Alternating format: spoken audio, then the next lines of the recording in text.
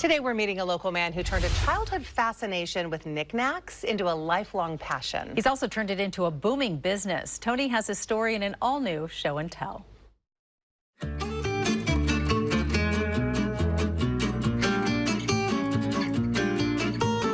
This is a story knife, and it belongs to my guest today, Gary Germer. Gary is a professional appraiser and estate liquidator with 30 years of experience in the business of collecting old stuff. Great to meet you. You too. Now, you didn't know this was a story knife until about 6 months ago. How often is that the case where you receive an item or you acquire something and you have to just start digging in to researching it? Well, and that's why I'm in this. I love the research part of it, and you need to research nearly everything. I mean, there's stuff you see regularly I can usually get, and if it's really bad, I can usually tell you right off the bat. I see. If it's good, I don't necessarily know how good until we do some homework. And what was the purpose of the story knife? Well, the story knife was probably 19th century, and it was a girl's toy mainly, and it was oftentimes handed down from mothers to daughters, and they would play a game similar to Pictionary. And this, they would write in the snow and draw in the snow, or in the summer in the mud, and tell a story with it, and either they told a story or they had to guess what story they were telling, and that was the purpose of it. It was a toy. Do you recall the first thing you came across where you sort of wanted to keep it? I think as a kid, I used to go through people's things and get in trouble for going through their things. Like what? Like what? Well, I mean, just this and this great. My aunt and uncle, I remember their home. They had all kinds of fun things on their shelves. And I was like, get away from there, you know, and now I get to look at it. At what point did you realize, you know, I could maybe, you know, do this for a living, collecting and appraising and being involved in this world? Well, like anything else, I think it kind of evolves.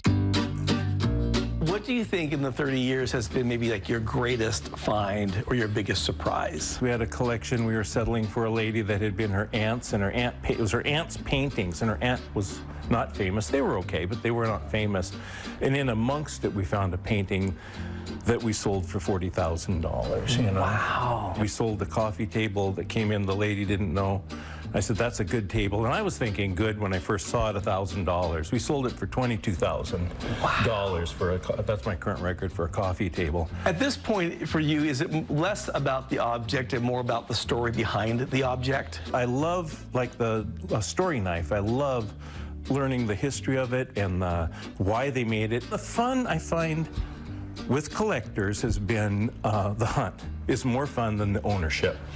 You know, finding that last piece to fill out your collection. Yeah. That's a big deal. That's what they're striving for. Yeah. I told that to a client once we were talking about it. She says, well, it's just like marriage then. Yeah. Well, the story knife has led to several great stories, and it's been great to meet you. You too. How much will this sell for, do you think? It's going to be in the $500 to $700 range. Oh, I better put it down. Yes. Okay. All right. Good to see you, Gary. All right. Thanks so Thank you so much. All right. Oh, that was so fun. What a neat guy. What a neat guy. That's right up my alley. Yeah, his store is like right outside. If you're leaving the Coliseum, like right across Broadway, boom, right there. But he has a website. We linked his site to our site, kptv.com. But he does like consignments, appraisals, all kinds of things. So if you're at all curious or just kind of want to see what he's up to, you can find his info I'm thinking there. if we ever can't find Kim, she's lost. She's lost in his store somewhere because that is like your. Yeah, well, it's fun. I mean, it's easy to be. We shot this, Michael Ober and I, our photographer, and we shot the story, came back, and then he actually went back later and actually made a few purchases. Oh my gosh. He became a believer pretty quickly. Yeah, that's so Yes, if you want to get a a hold of Gary, just on our website, you put a link, right? Okay. There you have it. Thanks, Because Tony. Kim's already asked Tony, and he said there's a link on our website. No special treatment for you, young lady. I figured we'd be Let's go to that 3-day